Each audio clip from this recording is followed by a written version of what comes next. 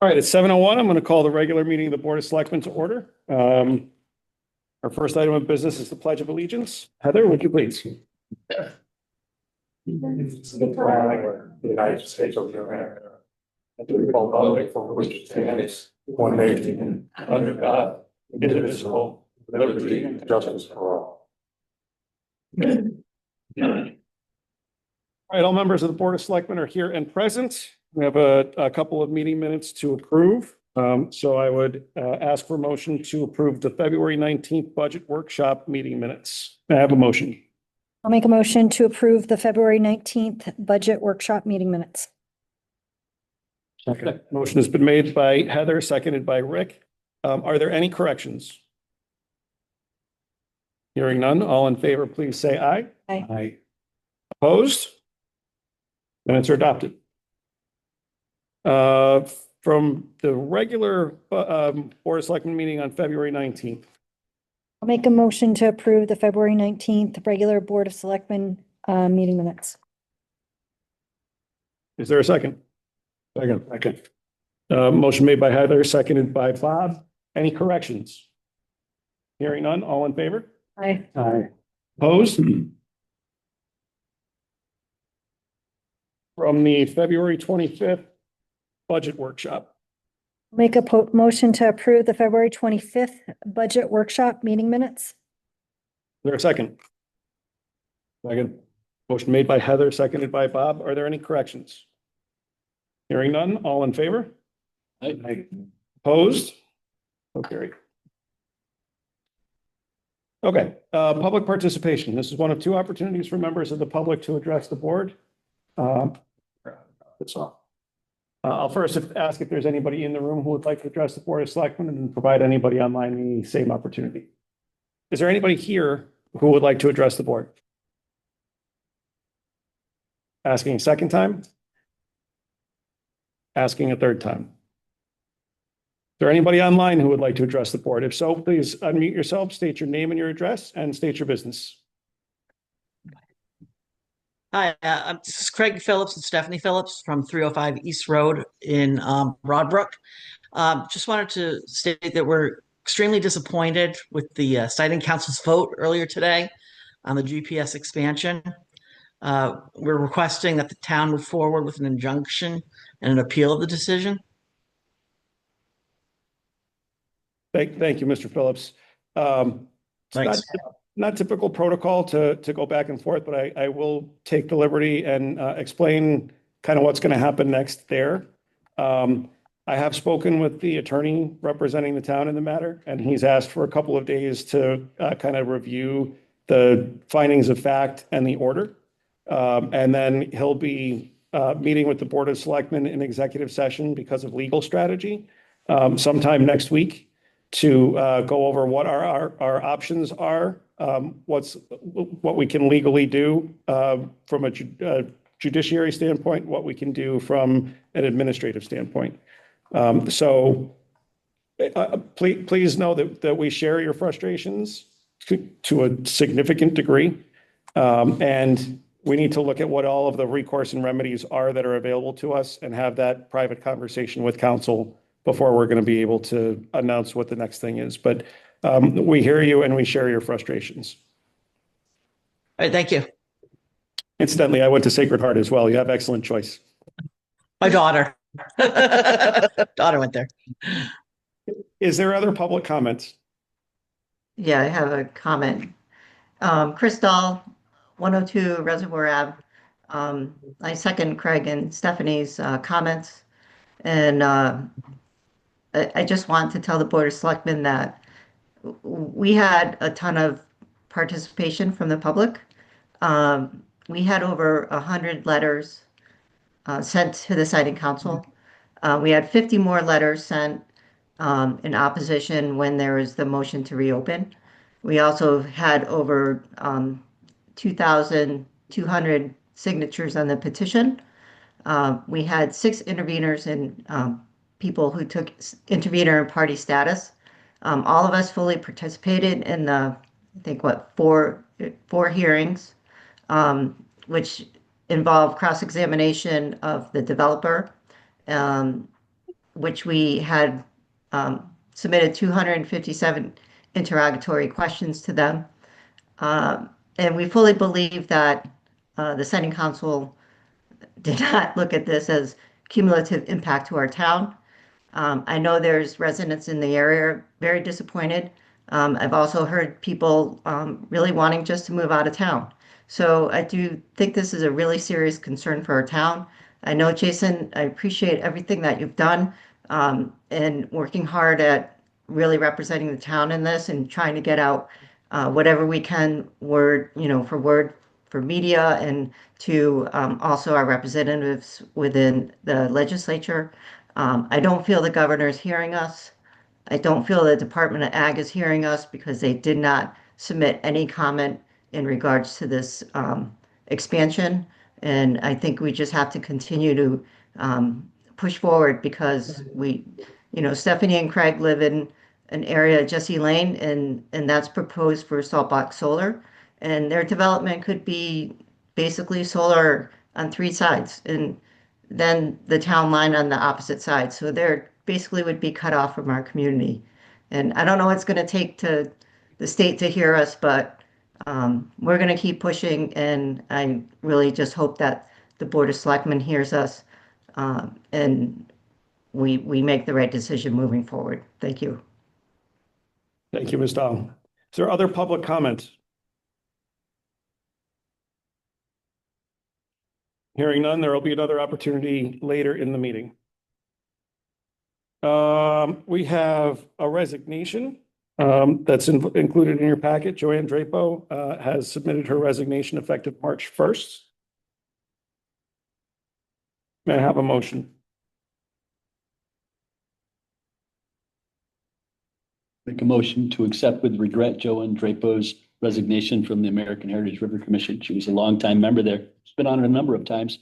She's put a lot of work into it over the years, so I want to thank you for her for that. Well said. Is there a second? Second.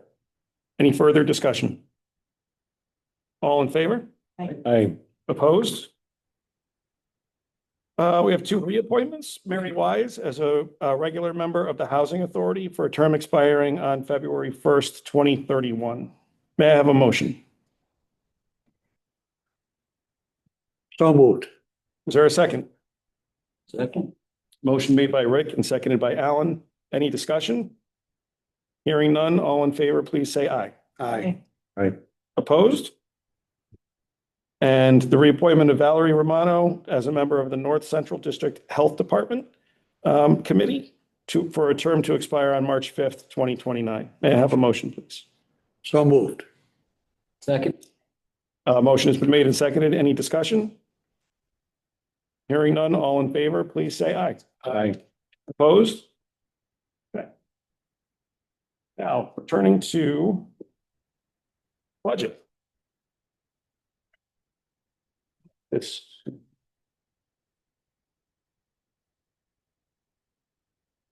all right. So y'all remember where we are. It's terrible.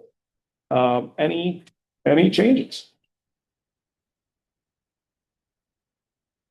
We're at 2.2, is that what it was? We're at 1.98. Oh. Okay, so we're under 2. I would say we're a long way from it, but if there were a position that I could put back, it would be in the building department. That is going to be a very bad outcome. What was it that we cut from the building department? Salary and benefits is 90 grand. And what would that do to the percent? How much would it bump it up? That's a good question.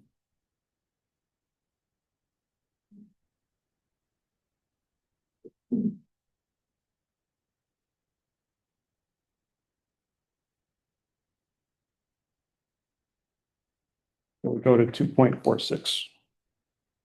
Just add the 90, Yeah, I just added the 90 contingency, so I can take it right out. except it's really not 90. It's about 100.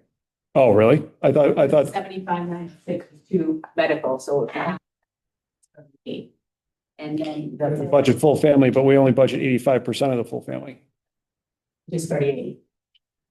And then the retirement portion, the 401A portion is $3,031. So I'll just add 100 to that and see what happens. Which is 2.5.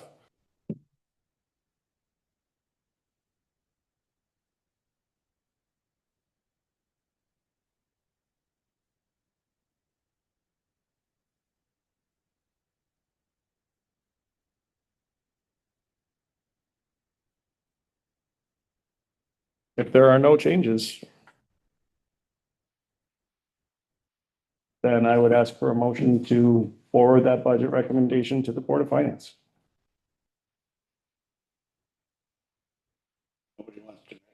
Um, okay, which number do we want to put in there?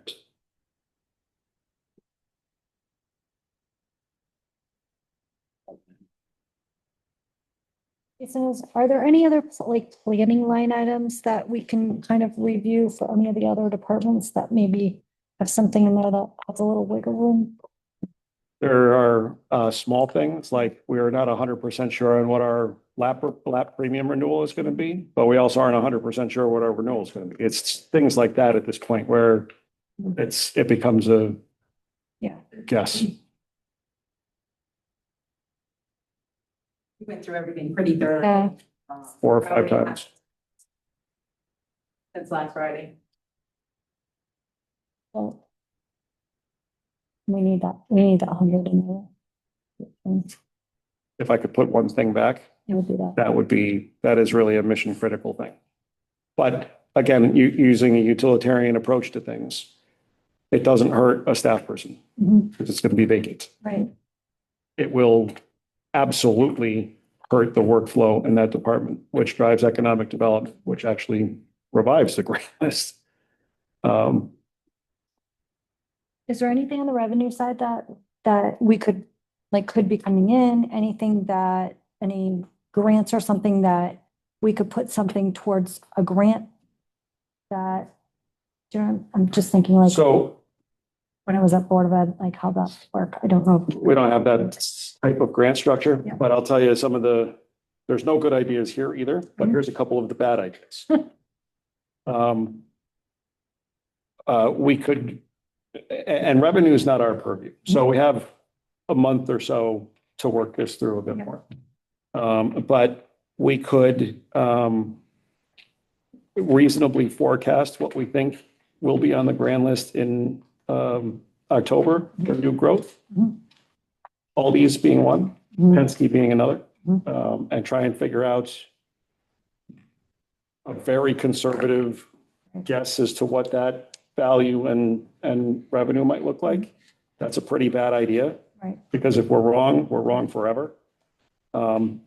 Another thing that could be done, we could use more of the fund balance. That's also a pretty bad idea because sooner or later that's going to become a problem. We could try and hope that Ken has a bigger year in terms of building permit fees. But It's gonna make a huge. there are no good options. Unfortunately, we kind of did that last year.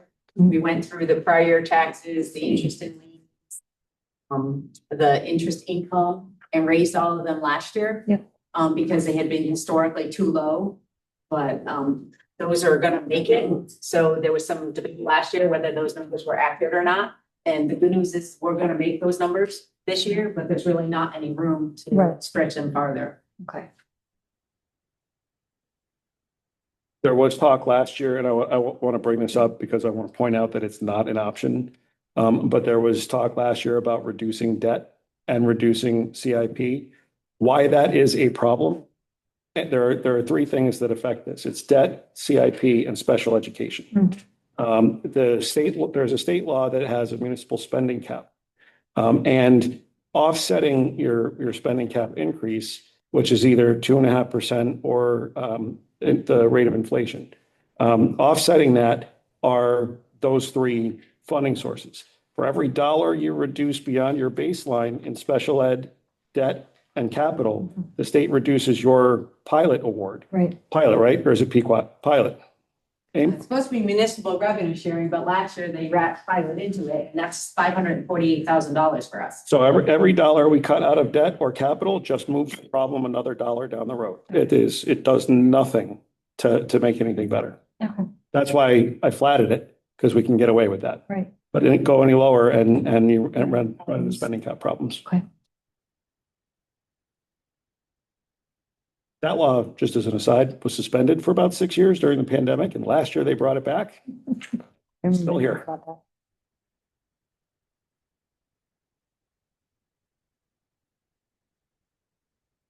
Been around a while. You got any ideas? No good ones. This is the best bad circumstance that we could cook up. And again, it doesn't have a deleterious effect on existing staff members. It does on positions, but it does not on actual bodies. It doesn't significantly reduce services that we are still obligated as a government to provide for. It makes everything really, really uncomfortable next year, but it's something that is manageable. Yeah, I think it's going to cause a little bit of a slowdown in the building department, but maybe we can fix it later on. There are some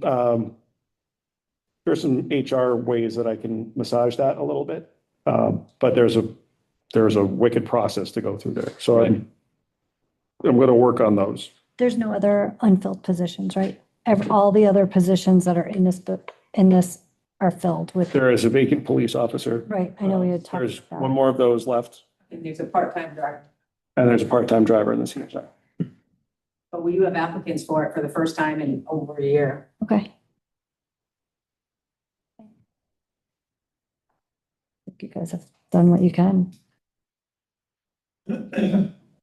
Budgets are usually a lot more fun. Amy loves budget season. I know.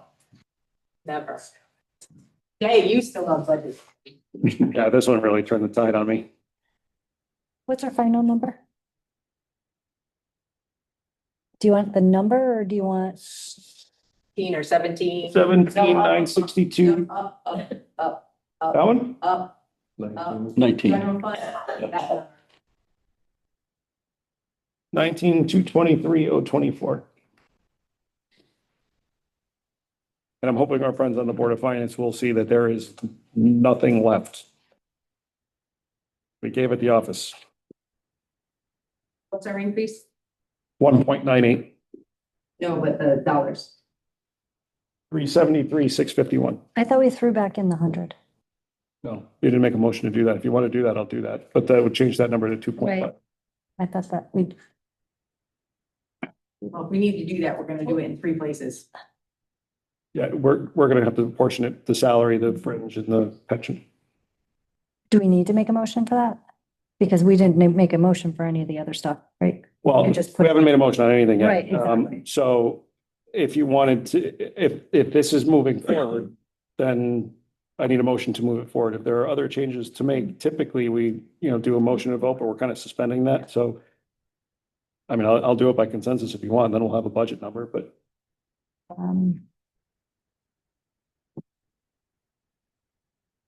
I would think add it back in if that is needed, I think that we should add it back in and do the responsible thing. That's just my thought.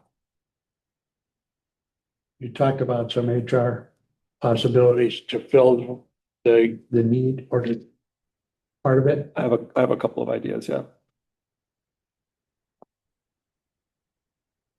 I think we should just leave it at the 1.98 and see what we can do to fix it later.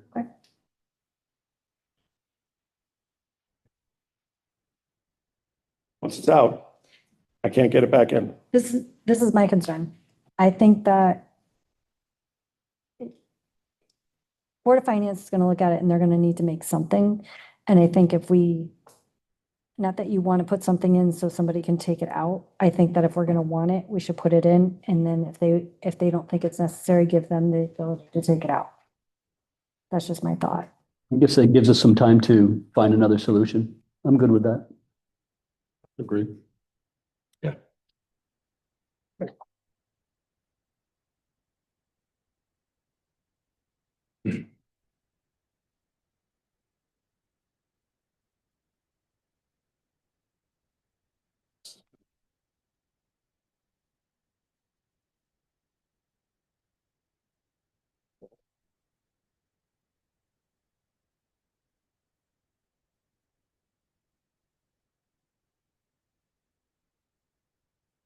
Take the yellow highlight off that.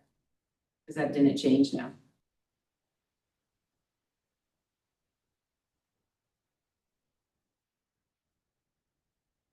The other ones are gonna stay highlighted. Yeah, but do you know the numbers for the other ones? You will. It's the 401 number. You need to add back $1,031.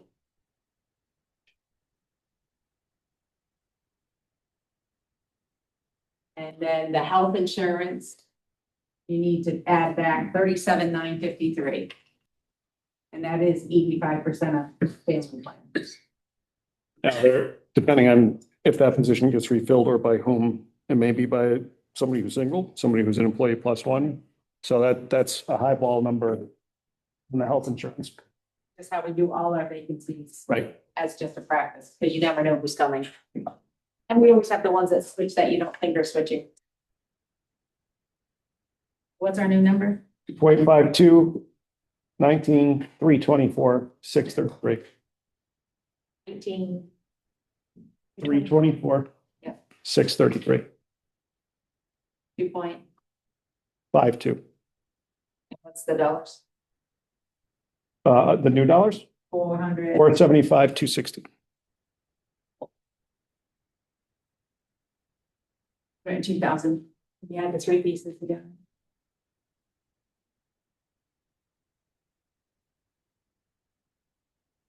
Anything else anybody wants to change?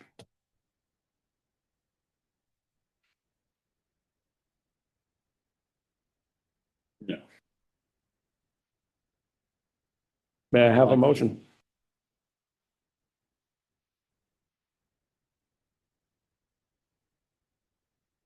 No. Go ahead. I'll make a motion to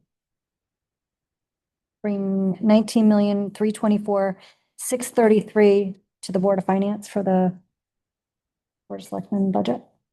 For a second, Second? all in favor? Aye. Any opposed? All of us? Like consensus. Okay. That was over. Discussion of the Broadbrook Fire Department budget.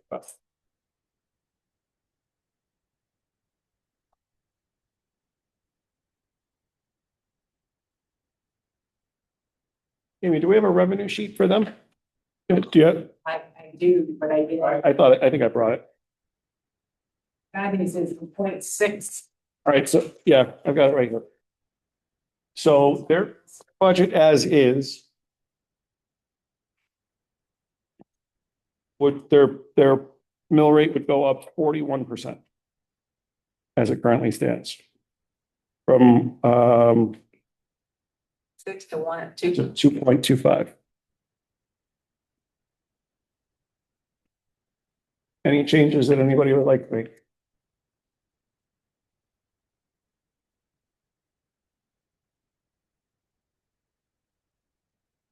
We have representatives of the Broadbrook Fire Department here.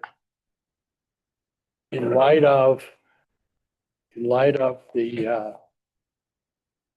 what they've witnessed You showed them those. outside of the budget and the difficulties that we're facing this year. I wonder if they might offer some areas that, there might be some reductions. Can I just speak on behalf of the commission that I think this should be forwarded to the voters, let the voters decide. We kick the can too far down the road for a fire station. Talk about the hazard in the fire station, the services and the cost of doing those services. Selectman Laborious, you were a recipient of those services just recently twice. Yes, I was, and I appreciate it. I mean, don't want to see a reduction in services or level of services, so let the voters decide. Let's put some faith in the hands of the voters. If they decide no, then we go back to the drawing board. That's my position. Chief? I've been going over my budget while you guys are talking. There's really, a lot of it is to keep services going, because we're already gonna be overspent from what we're seeing in our trend. Especially on payroll. And the incentive, which are the big ones, minus the 100,000 that we added in, everything else is.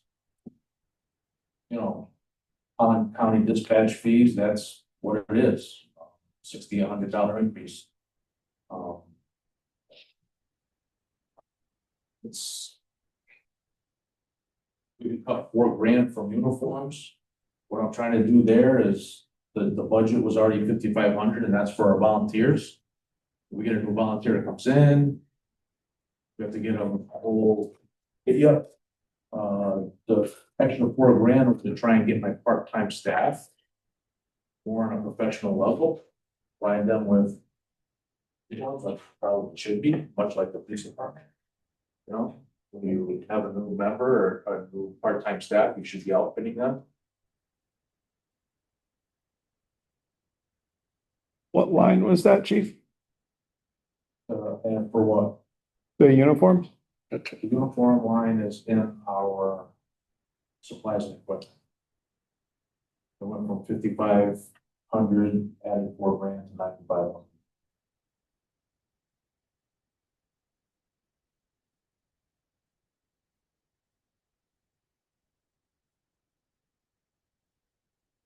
Yeah, I mean, it's not gonna have an impact on the mill rate substantially, $4,000. Like I said, My question is really not with the $4,000 for uniforms. My question is, there's $100,000 in there. Yep. That is not going to impact services in the immediate future. And it's going to significantly impact the mill rate. it significantly impacts the mill rate on a costing basis, though, when you look at what the impact is. Yeah, it's gonna be increased, right? But if you take that increase and you kick the can down the road continually, you lose the volunteer force because you are not taking care of them. And that's what the leadership of the town decides to do, and that's how the fire department interprets it, right? We have to have leadership that says sometimes we've put this thing too far down the road for too long. It's been a continual kicking the can down the road to take care of that fire department and the needs of the fire department. And we stand a good chance of getting a grant if we show skin in the game. That was direct from Jamie Foster's office. If we show up with an empty hand and say, let's build a fire station, we don't stand a competitive chance in the grant process.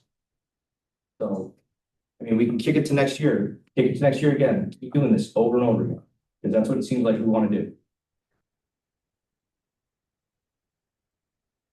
As you know, I know because you were here last year, but my position has been over the years that we should let the voters take, give their opinion on this. And I generally do feel that way, or at least I did feel that way earlier this year. But in light of the fact that everybody has taken a haircut, that's putting it mildly, like, I think that we need to do something here to show some sort of recognition that it is a extraordinary year. And I understand that, and I agree with your philosophy or the fire department's philosophy of getting this money in here, getting the next step done, being ready for the grants before this gets even more expensive. This is what we do in this town. We don't take care of things for years and years and years until it's so expensive we can't figure out how to pay for it. Schools, police department, fire department. So we certainly don't want to kick the can down the road. But we can't just be blind to the fact that we've got a situation here where our grand list got destroyed, and that hurts everybody in the town, right? So operationally, I don't think you guys have any fat, and I wouldn't take anything out of the uniforms because you're just going to end up looking for that money later on this year, right? But I do think that you ought to think about what would you be comfortable with on reducing the increase part of your CIP allocation. Like I said, And I mean, I don't know what the rest of the board thinks. That's where I'm at. That's fair. I mean, you guys can decide and vote how you want to decide. It is up to you. We have to come to you and you do what you want with the budget we present. I just think it's not fair to take it out of the hand. Put it in the hands of the voters. And if it fails, it goes back to the second referendum. Let the voters decide if they don't want to see this go through. I don't think that's being irresponsible. And I'm not saying you're being irresponsible, but I think you stand a better chance of getting to your goal, maybe a little bit delayed, if you can show a little bit of recognition for the situation that the town is in as a whole, right? Rather than assuming that a majority of voters are going to feel the way that we do. I can also take the viewpoint that says if the town is coming in at 2% increase, 1.9, right? 1.9% increase. No, It's higher now. It's too. It's actually 1.5. 5. 0.5, right? That our increase is, this is a much lower increase on the town side of taxation than it typically is, correct? No. What's the typical increase? We're usually in that range. If we get a 3, it's, Right. manna from heaven, but You guys are at 18. I think it's more than that. Yeah. 19 too. 19. It's the 4,000 that you took out that's driving it down. Yeah. and you got another shot too. I mean, Board of Finance is another shot for you. So, I mean, It's gonna be taken out, so you guys can do it, or Board of Finance can, at this point, it got taken out last year, it's the same thing, I don't know how the town solves the problem if we don't have stalwart leadership that says, yes, this is what's needed. So it's kind of befuddling to sit here and say, this is needed, we all agree it's needed, but we just don't want to take care of it now, we're just gonna keep. right. And I agree with you. I'm 100% on board that we don't want to kick the can down the road and the 0 increase is what you want to avoid, right? And what we all want to avoid if we're smart, long-term. I think if you make that recognition that, okay, look, we took a haircut just like everybody else. Let's let the voters go from there rather than, take your chances. I don't know. And I don't know what they're going to do, but But I think that's why we have a process where we send it to voters, and if it gets knocked down, then we can go back to it and say, okay, take it up. But what if it passes? Let's role play and say it passes. Would we sit here in hindsight and be, wow, we should have taken that out? No. We would say, let's do the process and let democracy work the way it's supposed to. Well, this is democracy. Right, that's why we're having back and forth. I'm saying, in my opinion, is the voters of this side of town can decide on that vote. So the 100,000 is for specifically what? For design plans that are gonna come out after this study is complete. Okay, Amy, are there other ways that they can finance the engineering or the design plans, not the engineering, but the design plans, other than having that included in CIP? They already did that last year. No. They took it out of fund balance. They took 125 instead of the 100 after it got cut last year. Okay, whoa, what? They took $125,000 out of their fund balance last year after the 100,000 got cut in the budget process. and we definitely don't want to keep doing that because it's just going to Well, be. there's not that much. Right. It's going to get zeroed. And then I think personally, what they've done since in this new paradigm is be, just like they used to be, very fiscally responsible. I think you guys have done a good job. I absolutely agree with the philosophy that you've taken and the way you've gone through things. I'm trying to help, right? I hear you. Like I said, the 100,000 is a drop in the bucket of what it's gonna be for the full plans. It helps us get the grant opportunity to get the plans, which is gonna be $1.5 million. The plans you think are going to be 1.5? The blueprints, plans, and engineering, yeah, it's gonna be about 10% of your building, which is gonna be about $15 million building. Which, if we don't have anything to go to get that grant, we're gonna be at the bottom of the list. If we show up with something in there, then we have a very competitive chance to get the grant. Joe, you've built a bunch of buildings and run projects. Is that on par? Plans are 10% of the construction costs? Contingency is 15% of the construction costs. A little high, I think. That's what the Do you architect remember told what us. Hume's price was? What's that? Hume's gave us a price, it was like his budget number. You remember? I didn't bring it with me. Say it's half of that, say it's still 7.5, that 100. So Chief, can you pull that number? $500,000, even still, right? I think. We were told by the architects that we're working with to anticipate about 10% of the building cost in the designs, plans, blueprints, and everything. That's what it costs. Well, let's say it's We spent a a couple. third of that, it's still, you know, $300,000-400,000. Exactly. Right, so. Gotta get somewhere, part of Cut it. to 50,000 and put 50,000 in CIP so we can at least show up something with the grant, do something, but I would not bring that to zero. We need to have something to be able to be competitive for the grant. What grant are you talking about? Talking about the, Community Investment Fund and the state bonding, grant. state bond grant. So CIF doesn't have a local piece to it. They fund that outright, so there is no skin there. But it does help us if, you know, if we can ask them for less money than we need, That's that what would we improve our chances as well. and that came out of Representative Foster's office in talking to her. The bond funds, if they're state bond funds, that they do like to have skin in the game for. But CIF covers the full boat.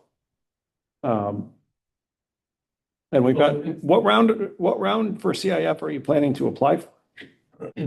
Trying to make this one, I'm not sure if we are. But you don't have the plans yet.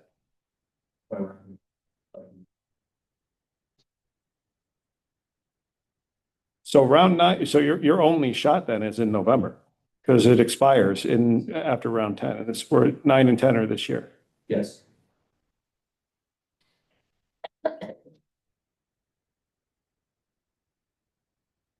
How are you going to have the plans by November? Right. And to ask for money, to get the site plans. After this process ends with the schematic design and mechanicals of the building, and we know how much roughly the building's gonna cost. We can then have a best guesstimate of what a full set of engineered blueprints, everything's gonna cost, so that we can submit for that.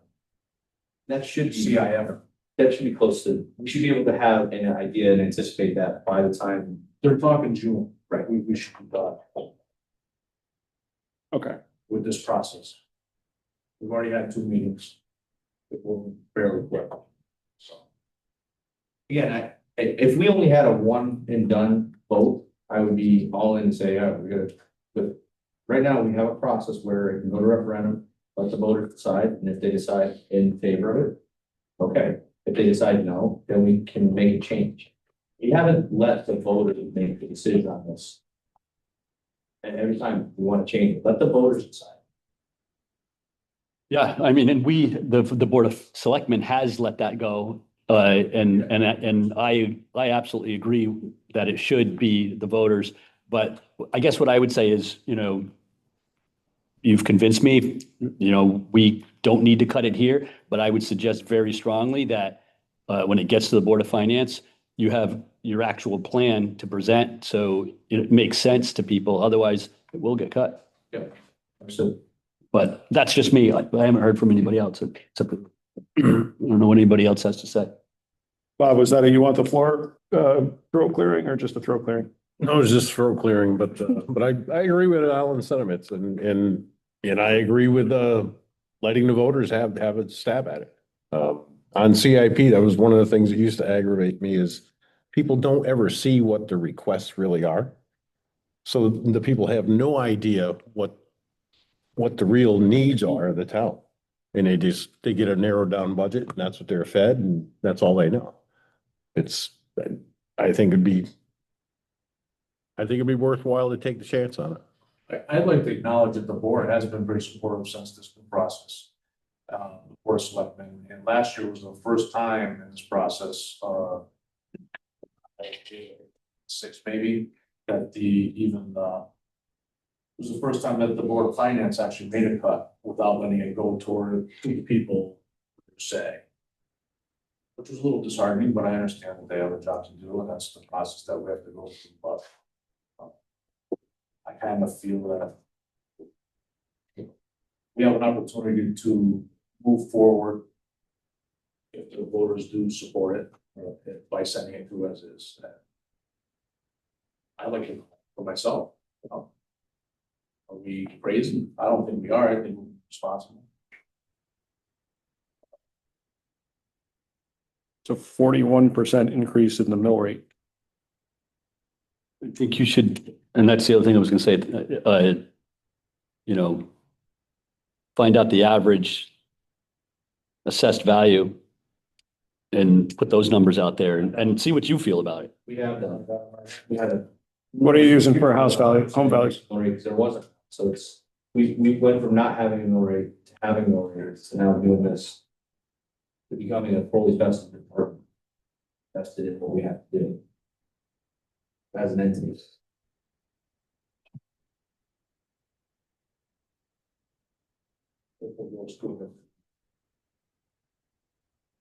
The increase is 0.65. Correct. It sounds like 41%. Because that's 41% of the 1.6 million. Yep, So it's a, what was it, 0.6% increase? no, it's 41%, I mean, which how is many 0.65 mills? mils, 0.65. 0.65 million. Right. So, and that's what I'm saying. You need to put together a little, no more than 3 slides. That's my rule. But it's gotta be. How am I doing? You failed. I made a 15-point slide PowerPoint for this. But it's gotta have the hits so people can clearly understand it. What's that? You didn't read my slides, that's why we got it. Yeah, sorry. I think they're separated from the town budget, and I think that although it appears on paper, it's a really big increase, I think that there is need there. And I think if you look at it from the point of view of we have voters on this side of town that vote for a fire department, and we have voters on the other side of the town that vote for a fire department, and I think we need to let the people vote for those services. And I don't think we should mix in here.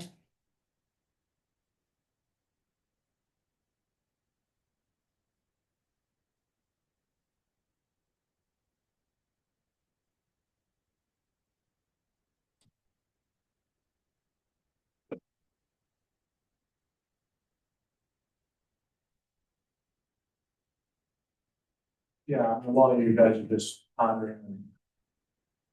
Did, again, during the presentation, during the workshop. Did the $150,000 to $350,000 assessment, $50,000 increments. And the, yearly impact is anywhere between $97 and $227. Which is a monthly impact, I use the analogy of the Dunkin' Donuts coffee versus, on the high end being the Starbucks coffee. Well, now you're starting at a Starbucks coffee for $8.13 for the 150. With a monthly impact of $18.96 for the 350. I think the comparators you're using are low for the market. Again, The comparators you're using are low for the market. 100, a house with 150,000 assessment is about 240. You're not finding that right now. I'm looking at Zillow.com right now, in 06016, the lowest I've seen for a house, which is 600 square feet, 650 square feet is 200,000.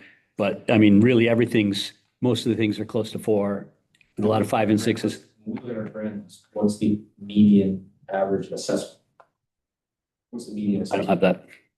The median assessment of your grand list? Yeah. I would not have any way of telling you that. No, but for the town, For the what do town we ballpark. use? We use, the median is $400,000 house, $280,000 assessment. So $280,000 assessment would be what? Well, get 250, but some, $750 a year. use honest. Here. 1554. 400 times 0.7 times 0.02489 gets you 742. And I'm not a mathematician, but this is what Excel's telling me. Agree with you, fine, but. Put the mill rate in, the numbers, that's. Amy, what do you have for numbers? 650. If you take just 250. that's the total mill, that's the total, what's the increase? He's talking about what the increase is. I'm just talking yeah. about the Just the increase. increase. Right, that's what, you guys were press purposes. I misunderstood you. That's my mistake. I thought you were talking about the tax. I'm just trying to relate it to what they're looking at as an increase to what they're already paying. $300.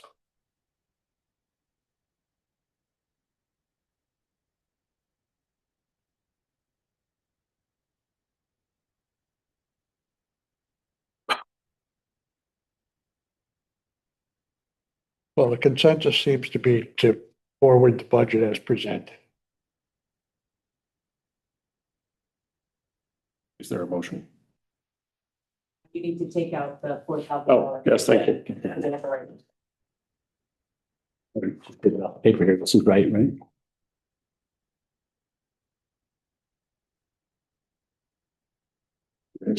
That's right.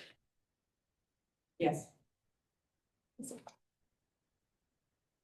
Increase should be 19.2. 19.17. You just supposed to go off that far. Same round. 1.308, 1308, yeah. 580. 1308080. Oh, 1308080. Why is this different? Yeah, it says five, there's an extra 500 in our thing here. Didn't do anything else. I got 1308580. Yeah, it should be 1308, 580. 78,750 is your, is your, supply line. Supply line is 78,750.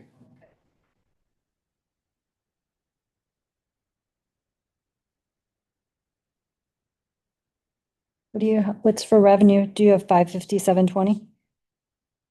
Revenue? The top. I don't have that. Oh, okay. That's just the expenditure side. So do you have 350, 520, Yep. 9,000, Yep. 27,200, Yep. 4,000, Yep. 42,500. Nope. It is.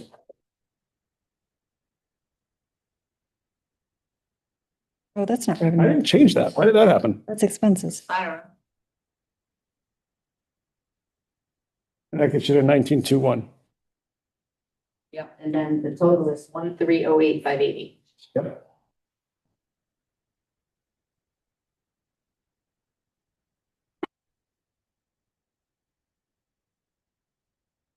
That's what was filed with the town clerk on February 4th. Make a motion to accept the Broadbrook Fire Department budget at a total of 1,308,580, with a 19.2% increase. Second. Any discussion? All in favor? Aye. Aye. Opposed? Budgets are over. You good with me? Um.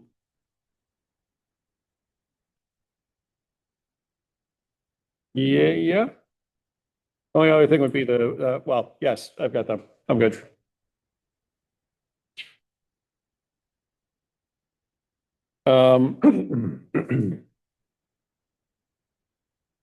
All right. See if I can find the sheet now.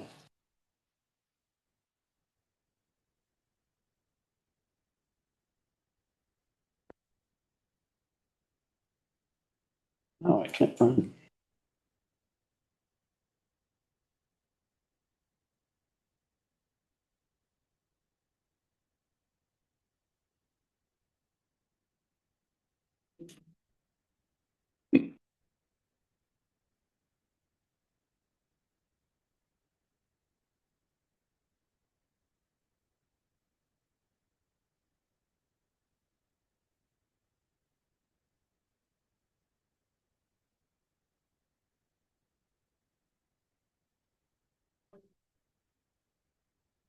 All right, congressionally directed spending. So these are the projects that we talked about last week.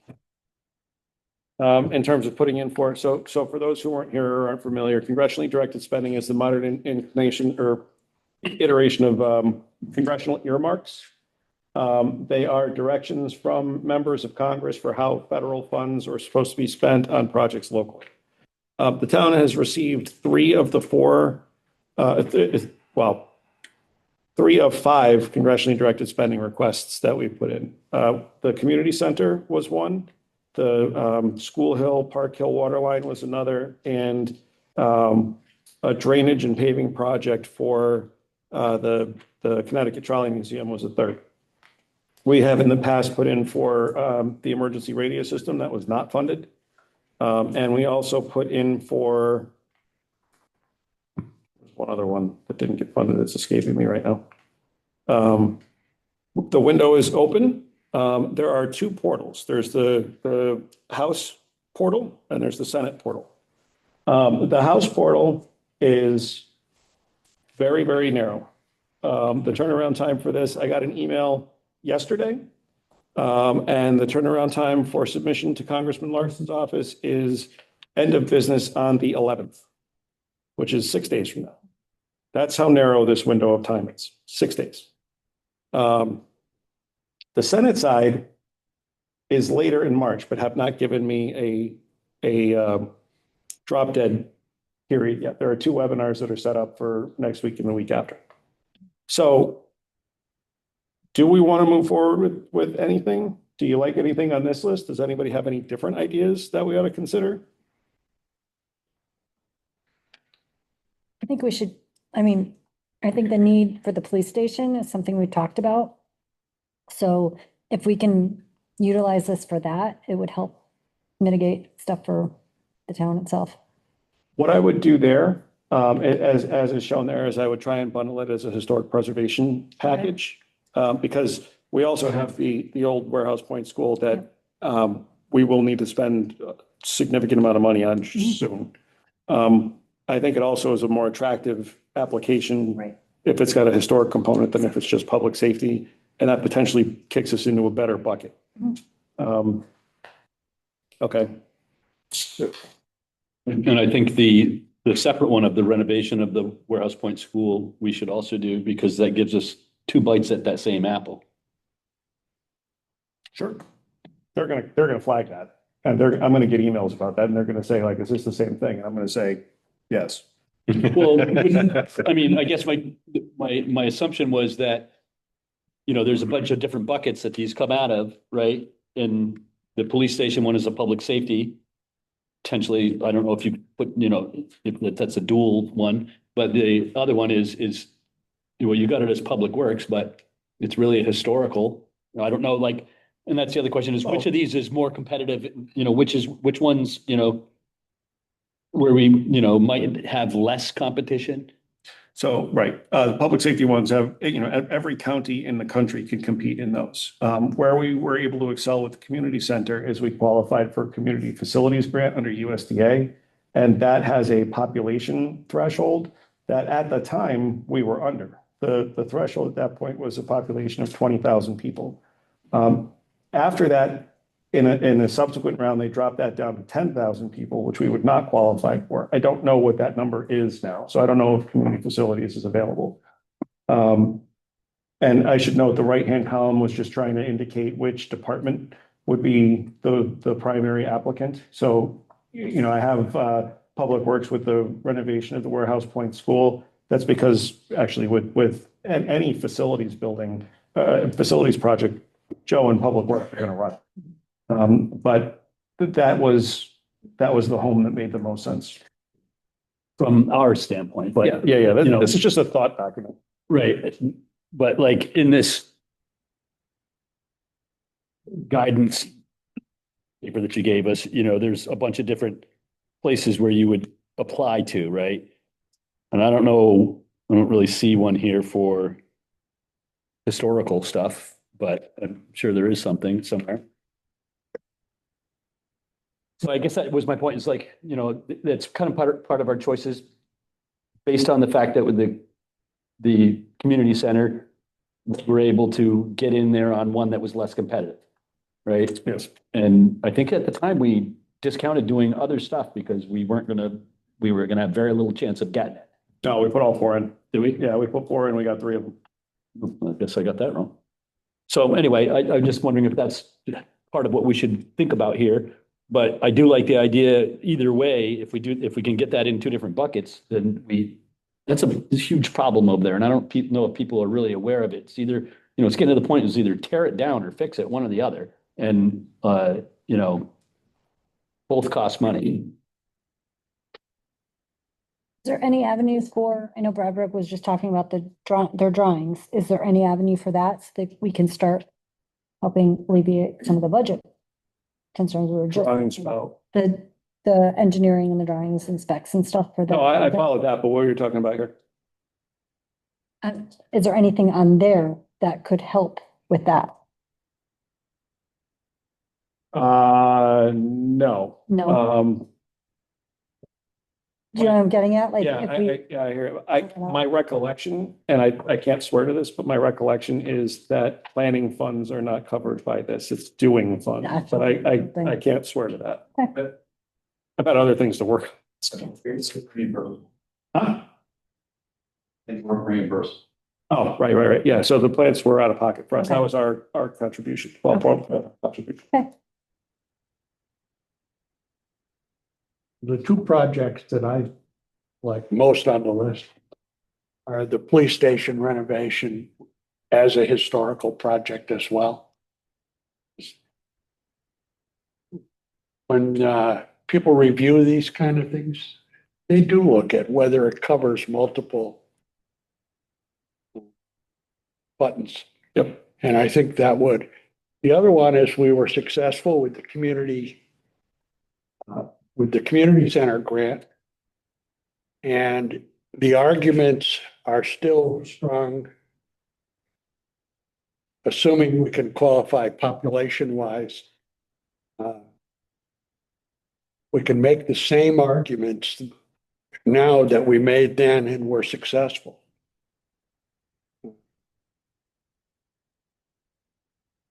So that next phase of that, would be a priority for me. That would be effectively so you're talking about the resiliency thing? Yeah. So that would be, Melissa, help me when I'm wrong here, but that would be a combination of a food pantry, a voting place, and there was a third component of that. The gym. I could certainly put that together. I mean, I could work with Melissa on the verbiage.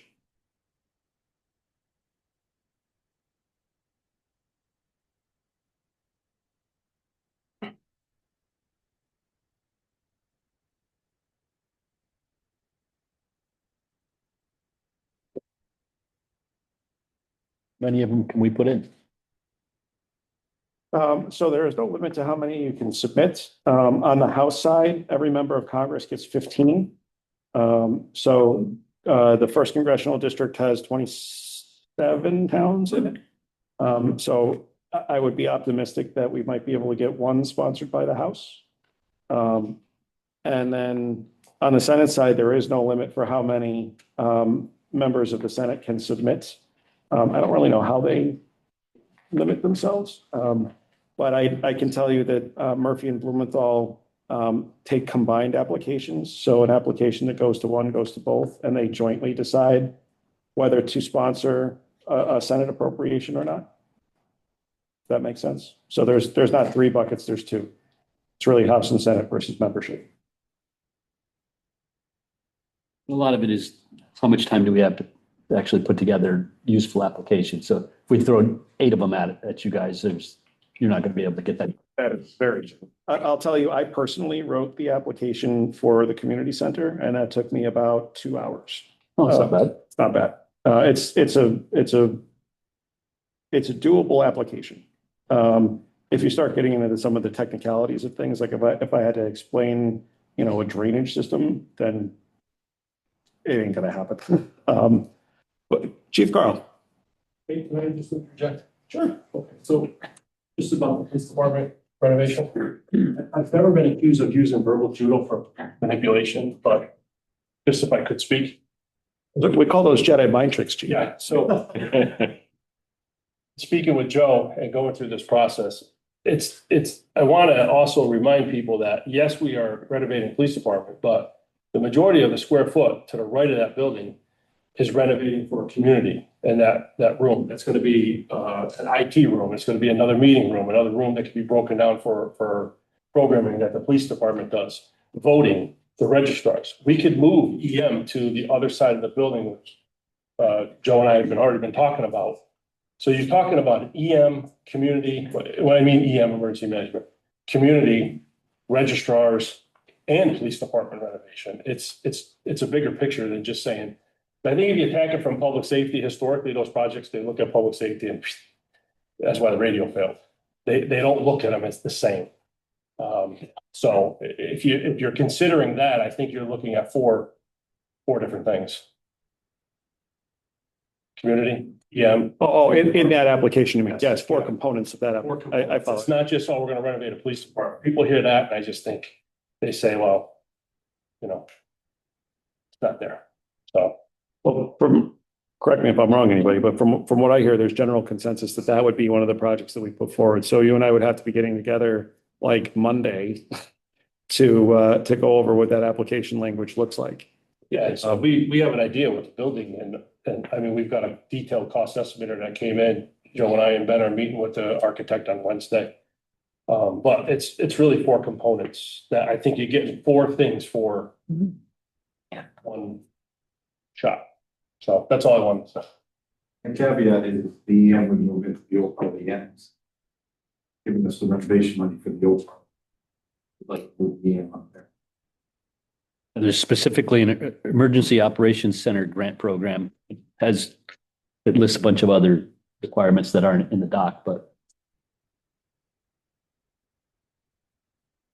It's 6 days. I can't promise that I get any of it done, but we can, I'll get the team together and do the best we can with whatever you guys want us to do.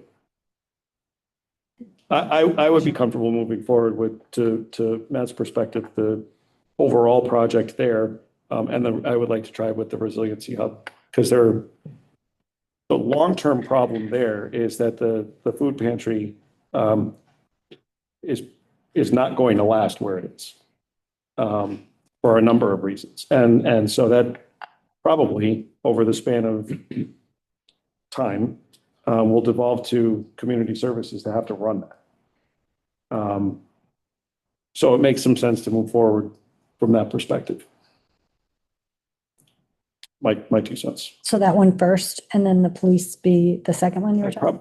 I don't know. I would want to look at the criteria and figure out which I think had the best likelihood and then score that one first. I don't know which one that would be. On the other hand, if you guys tell me which one you want as a priority, I'll just do that. But I would like to look at the criteria and kind of guesstimate as to which one will be most appealing. good with that. Yeah, no, I'm good with it.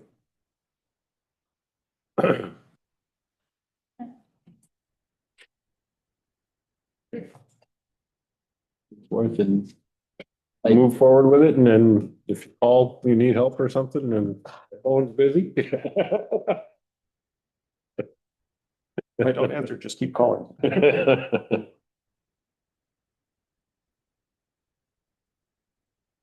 Okay, I'd like to postpone agenda item 8D until after executive session. So moved. Second. All in favor? Aye.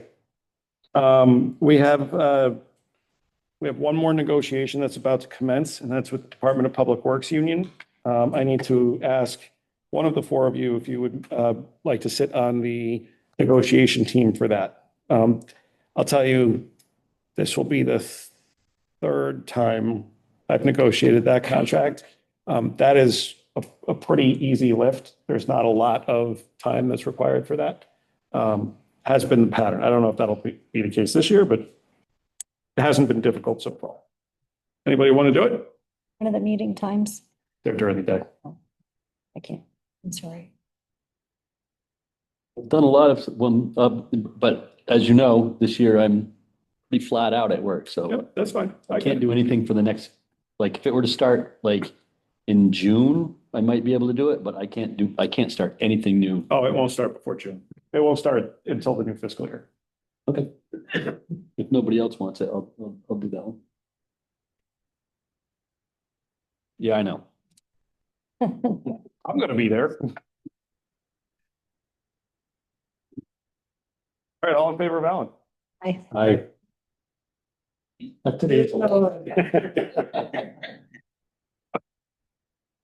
Sure you hate me. can't be as bad as the one we just finished. That's not the one we just finished. I want to talk to you about that later. Okay. Like I said, No, it's coming together. We have an alcohol exemption request from Noreen Farmer to host a wedding reception at East Windsor Park on April 25th. So you guys are new. This is the first time you saw it. So there is an ordinance that precludes the consumption of alcohol on town property unless specifically waived by the Board of Selectmen. We do this for the summer concert series. We do it for other one-off events that happen there. They always come to the Board of Selectmen for our approval before that happens. The one kind of caveat to that is when we do the summer concerts, Melissa will bring us one application with a whole bunch of dates, and that's what we go with. It gets signed off on by myself, Melissa, the chief of police, and the fire marshal. So that's generally the practice. Any questions on that? Move we approve the application for exception to alcoholic beverages for the application of Noreen Farmer. Is there a second? I'll second. Any discussion? All in favor? I, Opposed?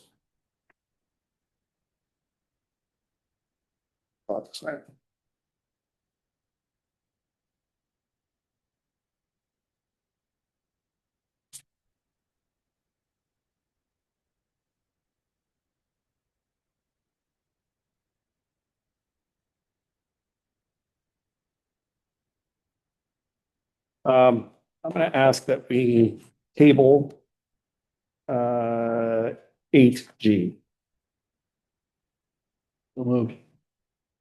Okay. All in favor? Aye.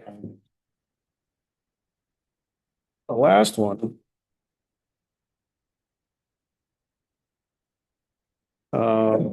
So we had a constituent approach us with interest in purchasing or the town's refrigerator truck. What? Trailer. We acquired that during COVID, and used it at that point in time, pretty substantially for, the food distribution that was going on when USDA was doing the food box giveaways. Since that time, we haven't had a considerable need for it. Mr. Dearborn has approached the town asking if we would consider effectively bartering that. He wants to take that and have it as a display piece in the museum that he's opened. And in exchange, he has offered to purchase the town a new storage container, which we could, I believe the plan is to put that at Abbey Road. No, Public Works. Public Works. The value here is actually to the town's benefit. And Joe can speak more to that if we have any questions about it. We don't really have a need for the refrigerated trailer, and we do have a need for the storage bin, and it's to the town's financial benefit. I'd like to do it. And the refrigerator trailer is a storage container. For all of a lot of the outdoor furniture that we have. A lot of equipment. Yeah, there's no ordinance or policy or anything like that that would. Just requires a vote from the board. So The value is below $20,000 and it's not real property, so the final action. you just need a motion to approve the. The draft agreement and authorize the conveyance.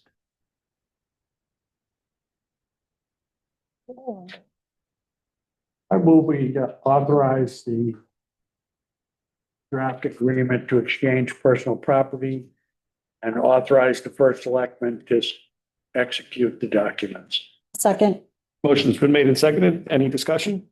I, All in favor? Aye. You're clicking. Not lagging, it's clicking. gotta go. Tax refunds. Is this in addition to? Or is this a total? Data, right? No, That is, no, that's total. Make a motion, we accept the tax refunds in the amount of 30,707.84. Is there a second? Second. All in favor? Aye. Is the other one in addition to, or Regret.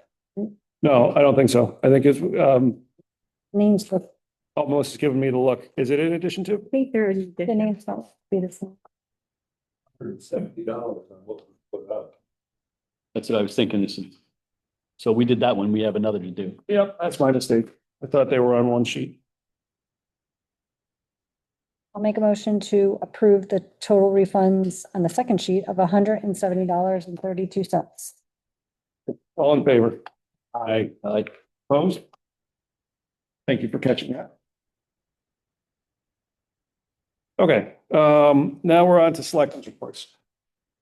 So, first of all, I'm going to lead off with the news of the day, which is that the Connecticut Siting Council did approve the expansion of the gravel pit solar project under petition 492A. While that was not a surprise, it is certainly disappointing. It's the council's continued practice to just really do whatever they want, and there doesn't seem to be a check on them anywhere. With that petition, members of the community strongly opposed that, and they really showed up in terms of the signatures on the petition, which I'm sure all of us were on, participating as parties and interveners and trying to help push that water uphill. But the Siting Council is just not moving on that. I just want to take an opportunity to recognize the folks in the community who have tried their best.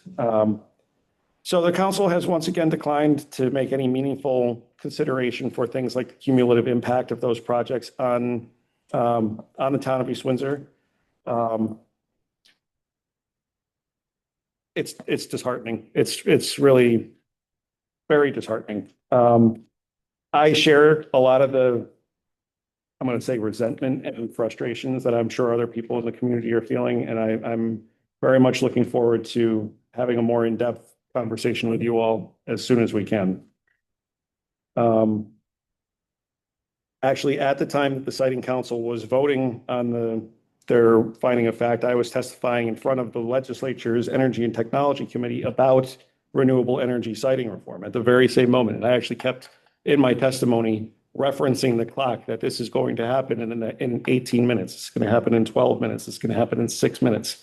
Just making the point that, as no matter what has been advocated for, the legislative branch has not done anything to help with this. I will say Representative Foster has done yeoman's work getting bills out of the House, but they die in the Senate or they get vetoed by the governor. And that's frustrating because it takes all three of them in concert to change the law. With them currently in session, there have been several opportunities to highlight the urgency of the circumstances that the town of East Windsor faces. On February 20th, I testified on a bill that would allow for local representation on the Siting Council. I testified in support of that, and I provided them 2 or 3 different ways of strengthening that bill. I testified in opposition to the extension of what's called the NRES and the SCEF programs, which is they're the tax incentives the state offers driving the solar developments. And my comments really centered on by simply renewing those programs, all you're doing is continuing to renew a policy that is working to the disadvantage of municipalities.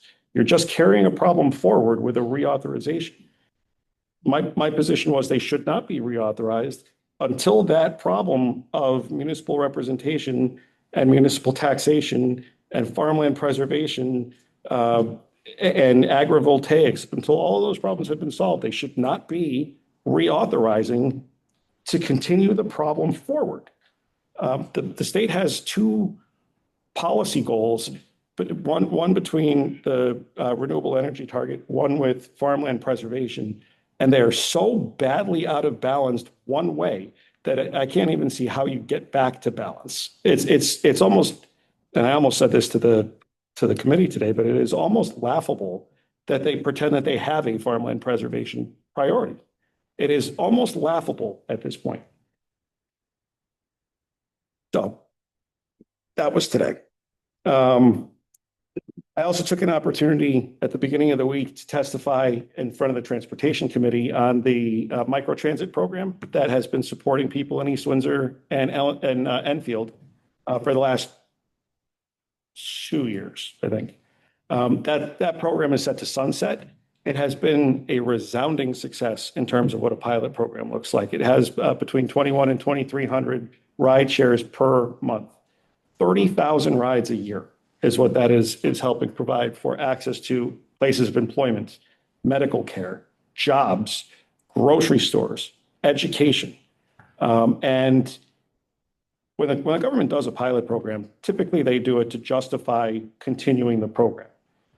This has been by any measure successful. And so I was heartened to see a lot of people that are my peers, the town manager in Manchester, the council chairman in Coventry, the first selectman in Guilford, the first selectman in Branford, all speaking on behalf of continuing and expanding the microtransit program. So I'm hopeful that moves forward. I also want to congratulate our two newest members to the Board of Education. Casey Starvish and Corrine Seymour were sworn in on February 25th. With that addition, they're up to full strength on the Board of Education. And I wish them luck as they start their new roles. Last Friday, I had the opportunity to participate in the East Windsor Middle School Career Day for the 4th or 5th year in a row. And it really is always a lot of fun to interact with the students in the school and have them ask questions about what your profession is, how you got there, what the challenges are, what you like about it, what you don't like. They're good conversations and they're always very engaged students. I really enjoy it. And then Friday, we also had continuing conversations around the geriatric social worker initiative and trying to fine tune that. I know that the budget outcome tonight was pretty disheartening in that regard, but it is still a community problem, and there are ways that we can affect that. And as we move forward, I plan on continuing to advocate for that. That's my report in summation. I didn't read that verbatim, but it's in summation. So I'll turn to Rick. I'm going to pass tonight. Pick it up again at the next meeting. Bob? Same here. Hope everybody drives safe. It's supposed to get icy tomorrow morning, so. No. Got nothing for you. Heather? On Thursday, I went to the meeting over at the elementary school for the renovations.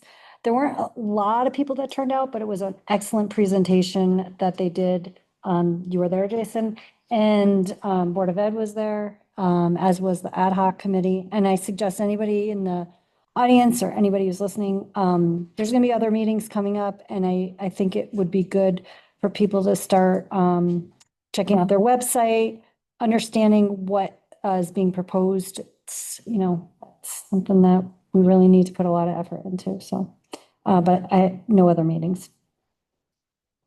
Public participation. This is the second opportunity for members of the public to address the board. Same deal as before. I'll ask if there's anybody in the room who would like to address the board, and then I'll provide the same opportunity to anybody who's with us online.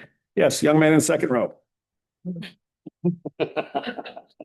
Randy Clifton, 7 Hickory Trail. I would like to see something progress with this geriatric social worker, because I think that human life is worth much more than $50,000 a year. Just think we've got to find a way to do this. We have to find a way to do this. It's to hear that it costs a life is just very sad. That's all. Thank you, sir. Is there other public comment? Yes, sir. The gentleman in the front row. Paul Anderson, 89 Main Street, Broadbrook. Yeah, as disappointing as the siting council's representation of the state of Connecticut, the only thing that would make that more palatable, since we're stuck with it, is if all the products had to be made in USA, which I would be more in favor of. But there you go, because We should be supporting our country. We need workers here to do work to get paid. The town budget, it's disappointing, but I have to agree with your decision, did the right thing. I'm totally in favor of what the fire department's trying to do. As a resident, I have an emergency of any kind, I want response. And I want qualified response, and it costs money. Nothing is free. So if I have to pay for it, I'll pay for it. I support them 100%. According to the town calendar, there'll be a Board of Ed meeting next Wednesday. Okay. I will be there. I'll be bringing up some not comfortable issues.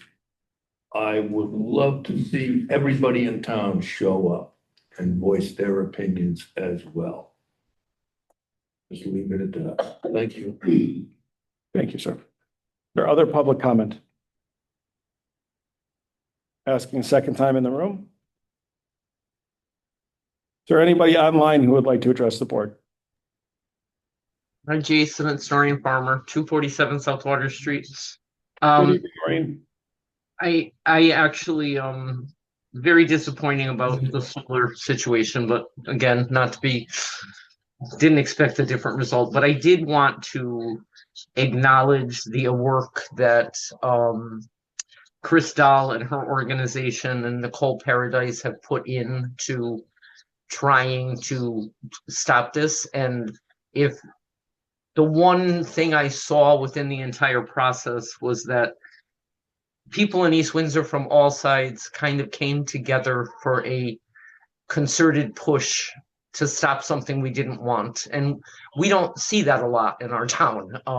We have segments of things, it's over here, it's over there. So if as bad as it is, it was nice to see people coming together in an effort to do something. And that we may be little East Windsor, but we do have voices and we're willing to share them.